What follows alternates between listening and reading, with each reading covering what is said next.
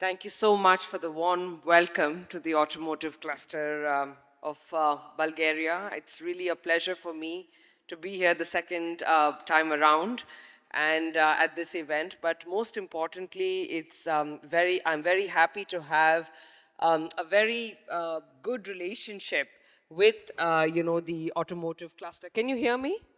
Yeah. With the automotive cluster Bulgaria, with Lubo, and with the team Vesela, and the group out here. So first of all, for all of you who don't know me, my name's Leena Thomas. I represent a company called Global Business Inroads. We are actually headquartered in India, in Bangalore. I think many of you would have heard that India is, and Bangalore is one of, it's an automotive hub. It's also the technology hub that's supplying to various parts of the world. But we're also very proud that over the last 16 years, 6 years ago, we opened our first office outside of India. Guess where? Absolutely, fantastic. In Plovdiv, Bulgaria, we opened our first office in 2019. And it was really because of all of the projects we were doing for the European Union. And we had met some very good partners, which is important for global collaboration. And further on, we set up a company in the UK and the United States. And what do we really do? So really, we as a company, our mission is to scale tech access and deployment for the UN Sustainable Development Goals. So why are we doing this? Because I think all of today we've been talking about the need for innovation. What's going to change the industry and the way we do things is, the access to innovation. So I have been observing that there are fantastic technologies coming up all over the world, and there are also markets that need them. But there is also a need for a systematic process to move technologies from one market to the other. So as you know, there are a lot of complications, whether it's policy, whether it's price, whether it's workforce. And so it's very important to move technologies across markets in a very systematic way. So really, that's what we do as a company. Through our offices around the world, we connect technology with technology adopters and also enable the ecosystem for tech transfer and commercialization.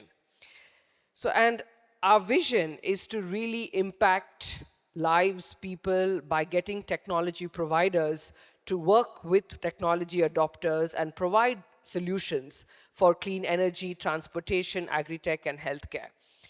And so we work with a very large network. We're 16 years old today as a company. We work with over 800 technology suppliers, 100 technology adopters, and this is from all over the world. And we also work with networks. So that's how we also know the automotive cluster here in Bulgaria. And I'll tell you in a bit about the work we're doing here in Bulgaria as well. And a little bit more about us and our European Connect. We have been working very closely on projects with the European Commission, and a few years ago we got appointed as the European Innovation Council partner, both for India and the United States, to really help commercialize EIC-funded technologies in these two geographies. We are also the Enterprise Europe Network node in India. I don't know how many of you know about EEN. You're going to hear about the European Digital Innovation Hubs tomorrow, but for those of you who know about EEN, we are the India node for EEN. And one of the things we have done to bring, and today I really want to talk about building global bridges to to build sustainable and resilient supply chains. And one of the things we noticed while connecting technologies with markets is that there is a lot of people-oriented work. Like, you'd have to know the technology provider and you have to know the technology buyer and really kind of facilitate a collaboration that would work for both parties and the markets. But we also went ahead, and 10 years ago, we tried to digitalize this process to some extent. So we set up a global technology interface, which is an online platform, and I welcome you all to check it out at globaltechinterface.com, where we brought together the technology suppliers to showcase their innovations with technology buyers from around the world. And today we have about 1,000 companies with about 40 buyers on the platform working and interacting to connect. It's kind of like the LinkedIn for technology and innovation at a global level. And really the idea is to make it easier and less expensive for companies to build innovation strategies. And apart from creating an online platform, we also set up a process. Like I was just saying, that when you look at technology transfer across borders, it's not so easy to do that. But we were learning a lot through the process, and we decided to document it into a process that would make sense for anybody who wanted to engage in this particular opportunity. So basically, the process starts with showcasing your technology to the world through the online platform. The next step is we created a technology management interface to develop and deploy, and that really starts with helping with market research, identification and due diligence of prospective partners, clients, and importers. Also identifying local use cases and projects with the public and the private sector. And most importantly, capacity building and mentoring on the new market. It's very important to know about the different aspects. And we've kept this market validation phase to be very practical. I mean, oftentimes it's very intimidating to think that you need a 300-page market report to enter the new market, but that's not true. Sometimes all you need to do is, apart from understanding it, you need to kind of connect with the local partners and customers to understand practically what it would take to move your technology to a new market. Once we've set up these kind of meetings at a cross-border level, we initially do that virtually, a lot of the mentoring, so you don't have to travel to the new market in the early stage. Then after you have had a successful set of virtual meetings, then we invite you to come physically to meet with the potential partners and customers.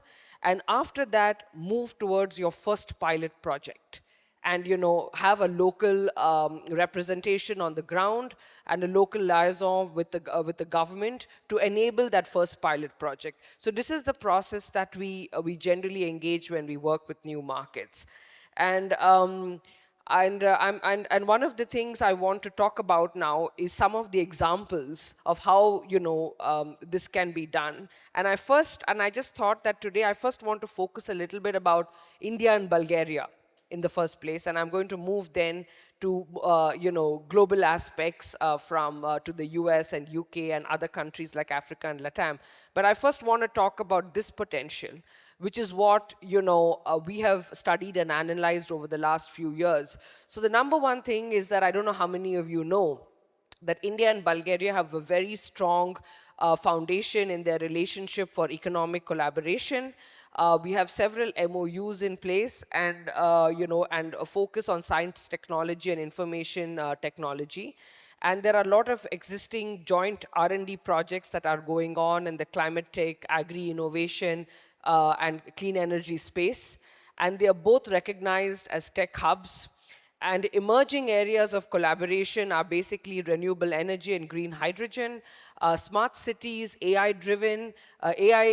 We talked about AI this morning, but so AI-driven, not just healthcare solutions, but AI in many of the renewable energy, climate activities as well.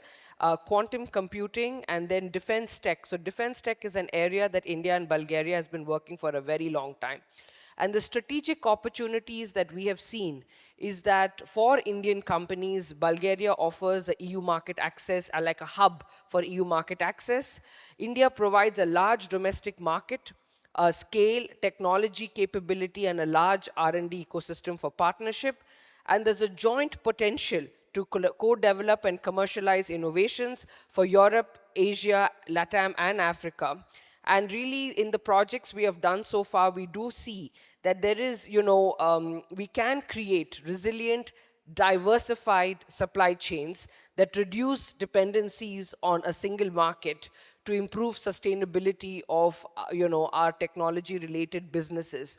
So and I will give you some of the illustrative examples that we have done so far as well, very quickly. So furthermore, I wanted to talk a bit about the automotive sector as well, which is why, I've taken the interest to come all the way from India. I visited my office in Plovdiv last week and now here in Sofia. And but these are some of the areas we can work on in the automotive sector. So there is an opportunity for two-way collaboration. It's not about Bulgaria just giving their tech to India or India bringing it here, but we really feel that there's an opportunity for two-way partnerships that focus on electric vehicles, battery manufacturing, battery recycling, and sustainability and green innovation. And the strategic opportunity, it aligns with global sustainability goals and climate action agendas. And there's high potential for R&D production and supply chain integration. Now, to do this, just to give you an example, India's strengths are scalable EV production, capacity, cost-effective manufacturing, growing a domestic EV market as well, and there's a lot of money in India for green technologies for the automotive sector. And Bulgaria's strengths is advanced battery technologies, advanced technology overall in the automotive sector, strategic EU location for market access, skilled manufacturing labor, I mean, both countries have this, and favorable infrastructure for green development. So basically, a manufacturing ecosystem that strengthens both local capabilities and global competitiveness. And this is also a discussion we've had at EU-India levels, that how can, a European country and India work together, basically combining their strengths and gaps, not as competitors, but as collaborators to jointly become globally more competitive. So this is really now very important, because I want to talk about really, what's happening. And, this is not just an idea in the air, but this is already ongoing. We're working very closely with the Bulgarian ecosystem on these opportunities, not just Bulgaria, but other European countries as well. So we have a leading Indian investor that's already doing a number of renewable energy projects in India and around the world. That is, for example, looking for joint venture partnerships in the area of EV battery recycling, green hydrogen, and waste management. And I'll tell you a little more about that. We have an Indian state government that is, again, looking for technologies from Europe. And there are some Horizon Europe calls at the EU-India level that I will tell you a bit about, which is an amazing opportunity. And for us to work together in marine recycling, in waste to renewable hydrogen, as well as battery recycling. So, and there are, apart from these funding mechanisms, there's also, I don't know how many of you have heard about Eureka's Innovide. That's basically the EU gives funding to European SMEs that want to enter markets like India. And this is the Innovide scheme. Happy to share more information with you on that. So a little bit more, for example, about the Indian investor that is looking for European technology. The three areas that I talked about was lithium-ion battery recycling, waste management, and green hydrogen. And this is a 20-year-old company, so very well established, very credible. And what are they going to bring to the table?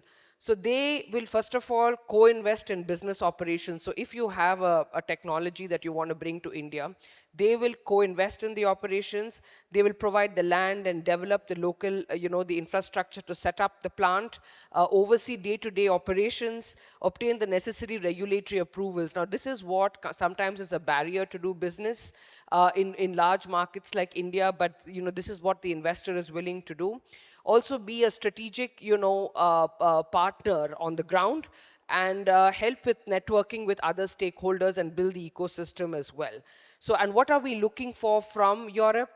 Technology and know-how transfer, help with design and drawings, and look at the future development of the project. So this is really how, for example, we are currently doing this activity, one of the projects that we are working on.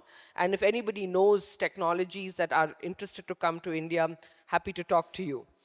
And so this is a second opportunity with a government agency. It's a state government. They are setting up a number of renewable energy projects and are currently looking for floating solar PV technologies and for electrification of Indian villages basically. Then also looking for specific green hydrogen technologies as described out here. I don't want to read each one out, but they're for different applications in the transportation area and also for electric mobility, both fuel cell as well as hydrogen powered internal combustion engines and hydrogen refueling solutions. So there is quite a big, I mean, I'm just sharing a few examples from India to give you a sense of how real and present the opportunity is. And most importantly, for all of you who are either into research or industry that wants to do research, there are two calls that are open, Horizon Europe calls, one in marine pollution and the other in green hydrogen. We are actually participating. We are currently in the process of building a consortium for both of this. So if you're interested in joining hands, please reach out. Happy to talk to you a little bit more about this. So this is a bit about what opportunities are there in India. And now I want to talk about also from, I talked about Europe to India. So now I want to talk about India to Europe. So for example, we are looking at, we have an Indian investor that is keen to invest in setting up a battery manufacturing. I think, Andrew talked about battery manufacturing, etc. So we are interested in setting up a battery manufacturing along with a recycling facility in Bulgaria. And then also interested to invest in solar energy projects, hydro projects, and also looking for a Bulgarian charging point operator, electric vehicle charging point operator to set up, to invest in EV charging infrastructure in Bulgaria. So these are some opportunities that, we would like to kind of talk to you if any of you are interested. So this is really, I talked a bit about India, Bulgaria, and Bulgaria to India as well, but I also want to talk a bit about the global nature of the work that we do. And basically, we have begun to see that circularity and greening is indeed going to be a global interplay. There's no point, for example, us building, Europe building green infrastructure or India building it if the US or Brazil doesn't have it. So the work that we are trying to do across the world is really helping companies build green supply chains by having access to solutions and markets. And this is how we are kind of working to leverage the strengths and gaps of the different regions. So US and UK, for example, their strength is R&D, technology, investment. India has scale and industrial capacity. Bulgaria has European access, tech-based skilled labor. Africa, scale, technology, gaps, and needs. LATAM, similar. Southeast Asia has scale, industrial capacity, technology, gaps, and needs. So in this way, we are looking at, like sometimes we have a Malaysian tech company that wants to go to the US or the EU, or it could be an EU company that wants to go to Southeast Asia. So we look at where the strength and the gap is and facilitate those collaborations basically to create like a global innovation exchange to make it more easier for companies to make their supply chains more resilient. And and I think and I'm going to just leave you with a few case studies and, which is very important that we talk about also projects that we've already implemented. This project was funded by the European Commission by DGRTD. And it was very high level between, which was really, it came under the EU-India Trade and Technology Council called the TTC.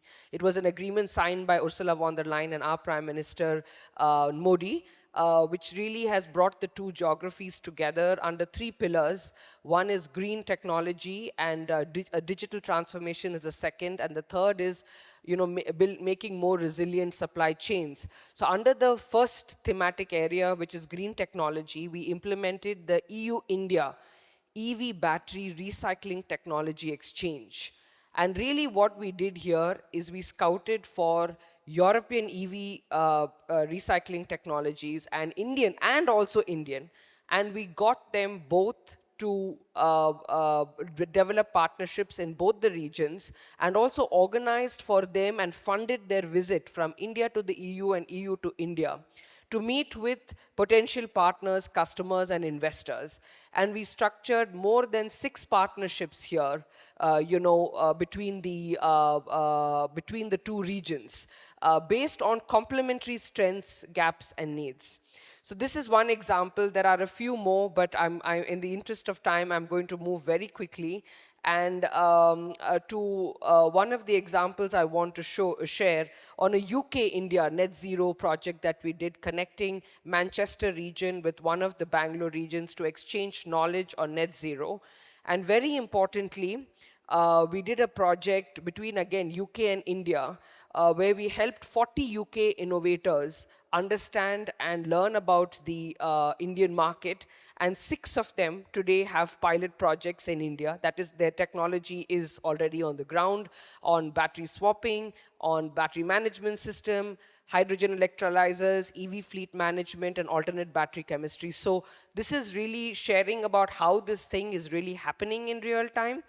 And before I leave, I just want to leave all of you with a call to action about many of the things that I said. I felt some of the things I wanted to summarize. We are very interested. We're looking out for solar and hydro projects to invest in Bulgaria.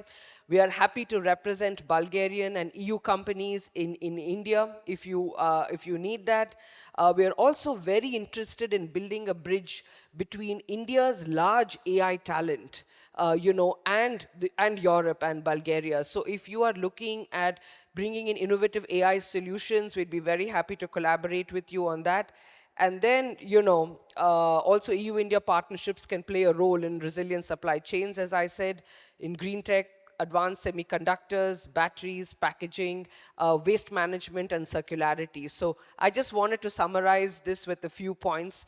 Thank you so much for your patience to listen to me, and also to the automotive cluster in Bulgaria. We're looking forward to building, long-term collaborations with all of you. I'm here in Bulgaria every 2-3 months, so it's not like I'm a fleeting figure. So, and I always believe in building trust and long-term relationships. Thank you so much.